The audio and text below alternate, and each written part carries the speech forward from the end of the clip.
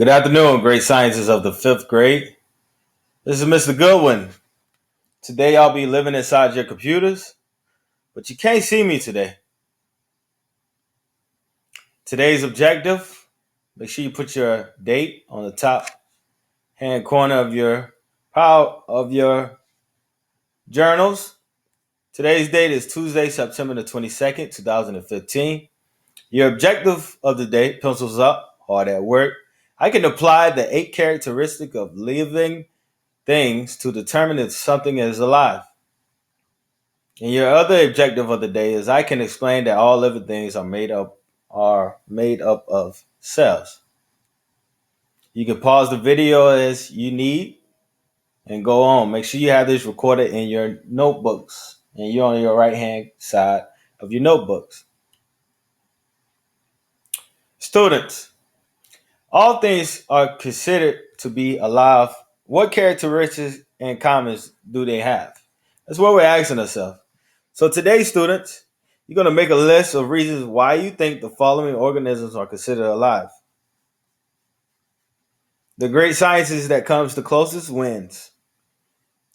You'll get +8 scholarship points. And make sure you just email your answers to lwillis@renewschools.org. That is your great science teacher, Ms. Willis, and mgoodwin@renewschools.org. And that is your other great science teacher. So, students, what I want you to do, make sure your pencils are up. I want you to divide your paper up into 2 sections for this activity. Make sure you draw a line in between your paper. You can leave about, let's say, 6 lines for this activity on each side. And you're going to write down the living things on that section and put the non-living things in this section. Students, you can record this. Make sure you record this in your journals. And then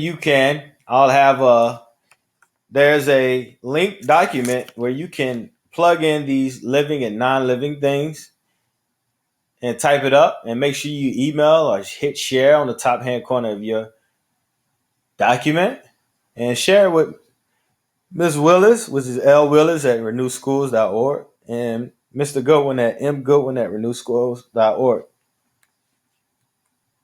You can pause the video as need. Mr. Goodwin will continue. So, students, look at this picture. It's a picture of a cat. Is a cat living or non-living? Ask yourself and write down cat in the living or non-living section of your journals that you divided up by now, students. Here's a picture of a sunflower. Is a sunflower living or non-living? I don't want you to pay attention to the butterfly. Well, you can add that along. You have a sunflower and a butterfly. Is the butterfly and the sunflower living or non-living?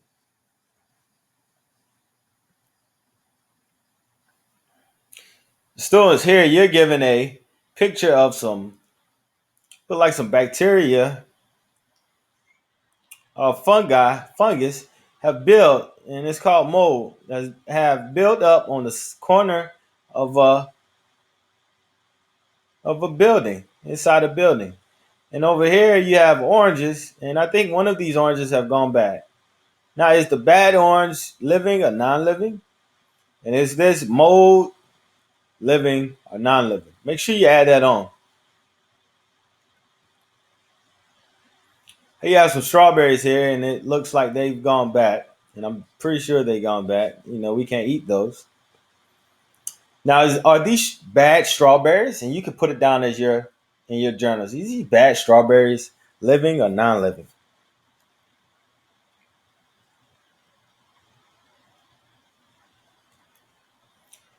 Ooh, students, you're given a tiger. Yes, you're given a tiger. Is this tiger living or non-living?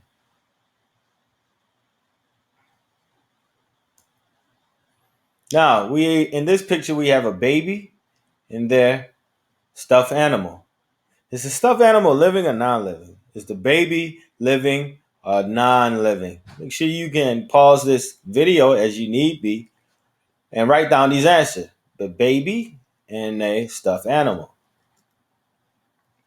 Now, students, I know a lot of you guys don't like to see this, but this is a picture of a snake. Not sure of the type, but I want you to pencils up, hard at work. I want you to write snake in the living or non-living section of your notebooks. And here, students, you have a dog and its puppies. Are these dogs living or non-living?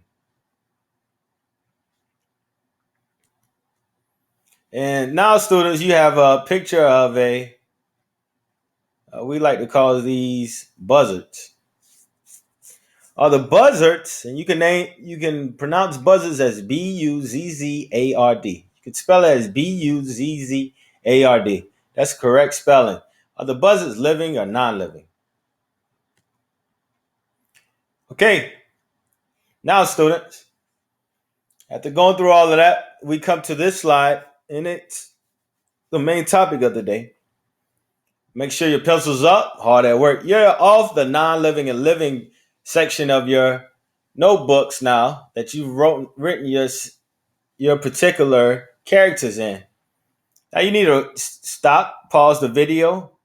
You're going to write down number one. Number one, 8 characteristics of living things. Make sure you title this, 8 characteristics of living things. Number one, they have to be made up cells. All living things have to be made up cells. Number two, they can reproduce. Means they can multiply. They can have others. Number three, contain genetic material, DNA. DNA is very important. Your DNA, you get your DNA from your mother and your father. Number four, you grow and develop. All living things have to grow and develop.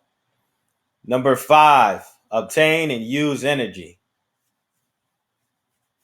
Number six, they respond to their environment.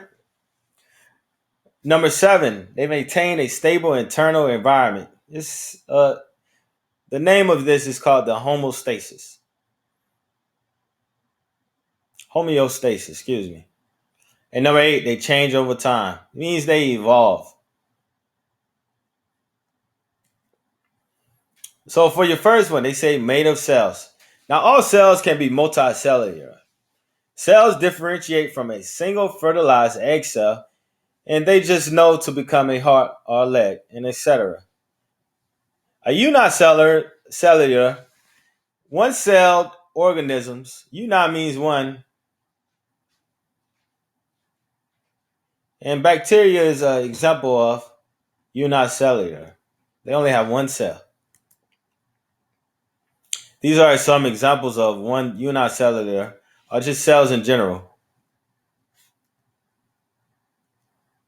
Multicellular start off as a single cell.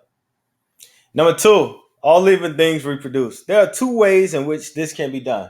Make sure you're writing all these notes down in your journal. Very important. Types of reproduction.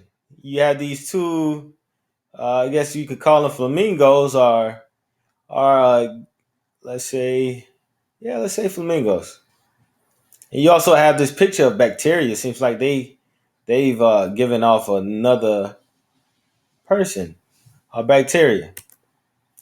Number 2, remember, all living things reproduce. There are 2 types of reproduction: asexual, one parent, budding, identical.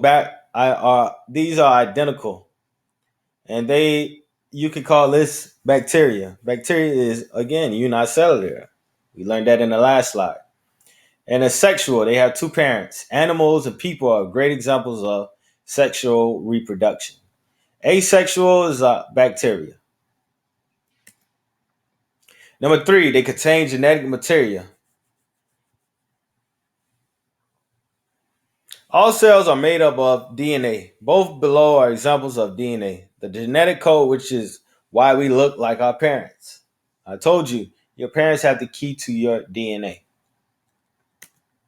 Number 3, we're still on number 3. They grow and develop. Jot and write. What is the difference between the 2 words?